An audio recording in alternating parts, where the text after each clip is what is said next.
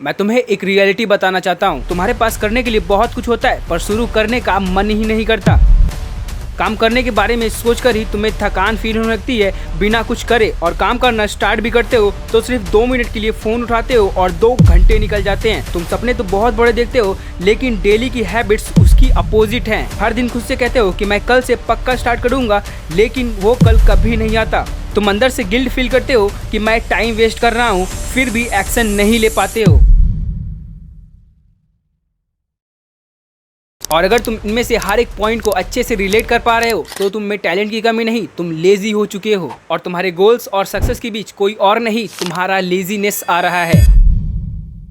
पर टेंशन मत लो, मैं ये वीडियो इसीलिए लेकर आया हूँ ताकि तुम अपने लेजीनेस को हमेशा के लिए मार सको। जापान को दुनिया की सबसे डिसिप्लिन कंट्री कही जाती है। अब ऐसा नहीं कि वहाँ के लोग रोबोट हैं, वो थकते नहीं, बल्कि उन्होंने अपनी लाइफ को ऐसा डिजाइन कर रखा होता है कि लेजीनेस को ज़्यादा चांस ही नहीं मिलता। और इसके लिए वो सिंपल फिलॉसफीज का यूज करते हैं, जो कि सिर्फ बुक्स में लिखे वर्ड्स नहीं बल्कि रियलिटी है। और इस वीडियो में मैं उन्हीं 5 रियलिटीज़ के बारे में बात करने वाला हूँ जो तुम्हारे लेजीनेस को जड़ से खत्म कर देगी। और अगर तुम रेडी हो अपनी लाइफ को लेवल अप करने के लिए तो चलो वीडियो को स्टार्ट करते हैं।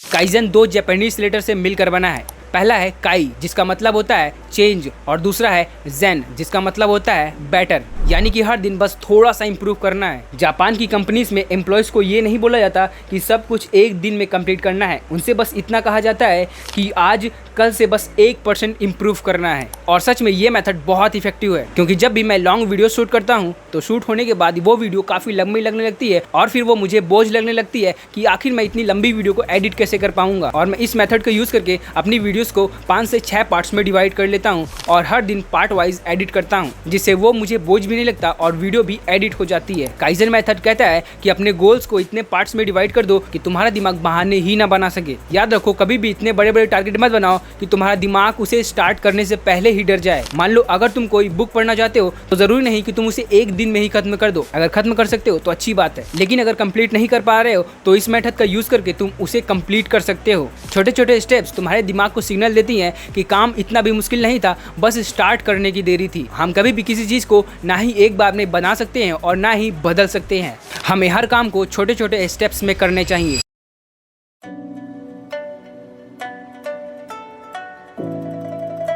इकिगाई का मतलब होता है कि जब हर दिन तुम सुबह उठो तो तुम्हारे पास तुम्हारी लाइफ का एक पर्पस होना चाहिए। क्योंकि ज़्यादातर लोग इसलिए भी स्टार्ट नहीं कर पाते हैं क्योंकि उन्हें पता ही नहीं होता है कि आखिर मुझे करना क्या है। जापान के ओकिनावा लैंड के लोग अपनी लाइफ में इकिगाई को बहुत इंपॉर्टेंस देते हैं, इसलिए रिटायर होने के बाद भी वहाँ के लोग बहुत एक्टिव होते हैं, क्योंकि उनके पास जीने का एक रीज़न होता है। और इसीलिए कभी कभी लेजीनेस का असली रीज़न बॉडी नहीं बल्कि डायरेक्शन का ना होना होता है, क्योंकि जब डायरेक्शन ही क्लियर नहीं होती तो चलने का मन भी नहीं करता। तो खुद से ये 4 सवाल पूछो: मुझे क्या करना पसंद है, मैं किस चीज़ में अच्छा हूँ, लोगों को किस चीज़ की ज़रूरत है, और कौन सी स्किल ऐसी है जो मुझे फ्यूचर में अर्निंग करा सकती है। क्योंकि जाहिर सी बात है, भगवान ने तुम्हें यू वेस्ट मटेरियल तो नहीं बनाया होगा। और जब तुम्हें पता होता है कि तुम्हें ये काम इसलिए करना है तो तुम्हारा लेजीनेस धीरे धीरे कम होने लगता है, क्योंकि अब तुम केवल फॉर्मेलिटीज नहीं कर रहे होते हो बल्कि अपनी लाइफ को बिल्ड कर रहे होते हो।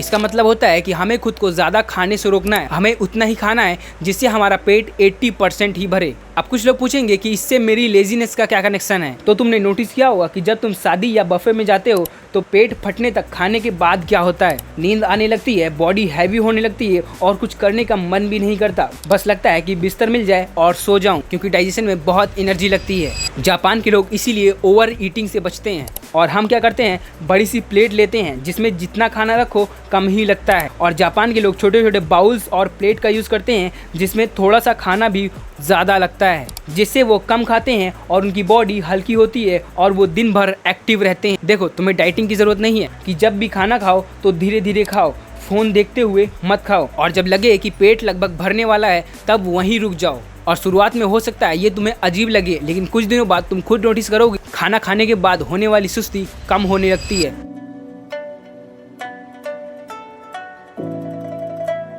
ध्यान से सुनना, ये पॉइंट तुम्हें बहुत रिलेटेबल लगने वाला है। तुमने ऐसा फील किया होगा कि जब हम किसी चीज़ में फेल हो जाते हैं तो उसके बाद हमारा मन टूट जाता है और आगे कुछ करने का मन भी नहीं करता और ऐसा लगता है कि अब कुछ कर भी नहीं पाऊंगा, सब कुछ खत्म हो चुका है। और इसी फीलिंग को दूर करने के लिए जापान के लोग किंसुगी मेथड को अपनी लाइफ में अप्लाई करते हैं। दरअसल किंसुगी एक बहुत खूबसूरत जापानीज आर्ट है।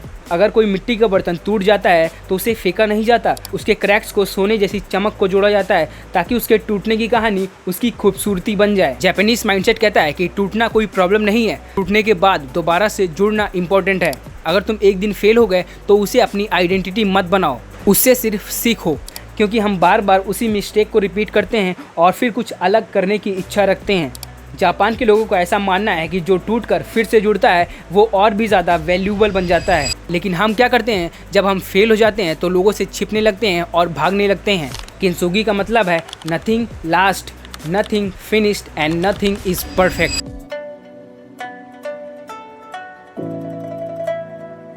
तुम्हें पता है कभी कभी लेजीनेस इसलिए भी फील होता है क्योंकि हम बहुत ज़्यादा प्रोक्रास्टिनेशन करते हैं। तुम सोचते हो कि जब मेरे पास सब कुछ आ जाएगा तब मैं परफेक्ट हो जाऊंगा और तब से स्टार्ट करूंगा, और यही रीज़न है कि तुम कभी स्टार्ट भी नहीं कर पाते हो, बस ऐसे ही पड़े रहते हो। जापानीज फिलॉसफी वाबी साबी कहती है इम्परफेक्शन भी ब्यूटीफुल होता है। हर चीज़ को परफेक्ट बनाना ज़रूरी नहीं होता, इंपॉर्टेंट होता है उसे स्टार्ट करना, क्योंकि कभी कभी इम्परफेक्शन में ही परफेक्शन छुपी होती है। अगर तुम यूट्यूब स्टार्ट करना चाहते हो तो पहली वीडियो परफेक्ट नहीं होगी। अगर तुम जिम जाना चाहते हो तो पहला वर्कआउट परफेक्ट नहीं होगा, क्योंकि प्रोग्रेस हमेशा इम्परफेक्ट बिगिनिंग से ही स्टार्ट होती है। इसलिए परफेक्ट मोमेंट का वेट मत करो, जो है जितने रिसोर्सेस हैं उसी से स्टार्ट कर दो। ज़्यादा नहीं, तुम बस जाकर मेरी फेस रिवील वीडियो देख लो। ना मेरे पास कोई परफेक्ट लाइट, ना कैमरा और ना ही बैकग्राउंड, लेकिन मैंने फिर भी स्टार्ट किया। देखो, जब भी मुझे लगता है कि आज मेरा मन नहीं कर रहा है, मुझे लेजीनेस फील हो रहा है, तो मैं ज़्यादा कुछ नहीं सोचता। मैं सिर्फ 10 से 15 मिनट के लिए वॉकिंग पर चला जाता हूँ, या फिर अपना फेवरेट गेम खेलता हूँ,